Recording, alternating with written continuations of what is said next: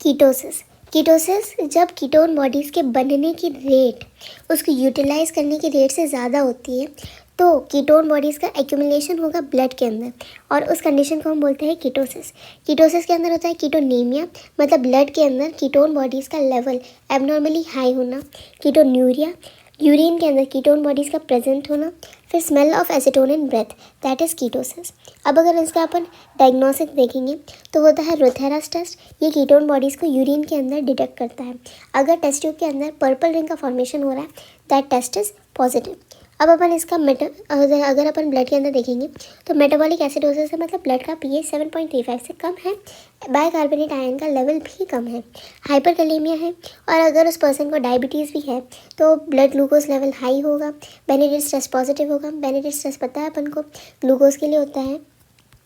अगर अपन इसका causes of ketosis देखेंगे तो डायबिटीज़ मेलाइटिस की वजह से या फिर स्टारवेशन की वजह से हो जाता है।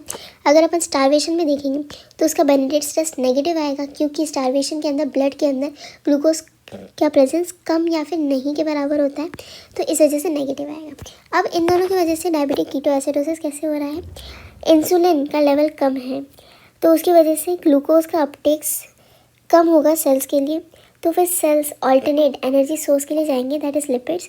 तो लाइपोलाइसिस होगा, फ्री फैटी एसिड्स और ग्लिसरॉल बनेगा, फिर उसकी ऑक्सीडेशन से कीटोन बॉडीज़ बनेगी, फिर उसकी वजह से मेटाबॉलिक एसिडोसिस होगा as ketone bodies are acidic in nature. PH कम होगा, H+ का कंसनट्रेशन बढ़ेगा तो उसको न्यूट्रलाइज करने के लिए HCO3- आएगा, तो अल्टीमेटली उसका लेवल भी कम हो जाएगा। अब हाइपरकैलेमिया कैसे हो रहा है, ये है अपना ब्लड, ये है अपना सेल। ब्लड है अपना एसिडिक, तो H+ आयन की कंसनट्रेशन बढ़ी है तो उसको कम करने के लिए H+ आयन जाएगा सेल के अंदर और बदले में पोटेशियम बाहर जाएगा, क्योंकि अपन को न्यूट्रलिटी मेंटेन रखनी होती है सेल की। फिर पोटेशियम ऐसे बाहर जाएगा तो पोटेशियम बहुत सारा ब्लड के अंदर हो जाएगा and that leads to hyperkalaemia. अब अपन इसके कॉन्सिक्वेंसेज ऑफ कीटोसिस देखेंगे। मेटाबॉलिक एसिडोसिस देख लिया, रिड्यूस्ड बफर, ये HCO3- की बात कर रहा है। कस्मोस ब्रीदिंग, CO2 को बाहर निकालना है क्योंकि बॉडी का पीएच बढ़ाना है, तो Kussmaul respiration is rapid and shallow breathing, उसकी वजह से CO2 बाहर निकलेगा। फिर smell of acetone in patient's breath, osmotic diuresis, urine का फॉर्मेशन ज़्यादा हो रहा है ताकि कीटोन बॉडीज़ बाहर निकले। Sodium loss, ketone bodies sodium के साथ सॉल्ट बना के बाहर निकलती है तो सोडियम का भी लॉस हो रहा है। पोटेशियम का लेवल हाई है, देख लिया। डायूरेसिस, तो वाटर का लॉस हो रहा है तो डिहाइड्रेशन होगा और सीवियर कंडीशन में कोमा भी हो सकता है।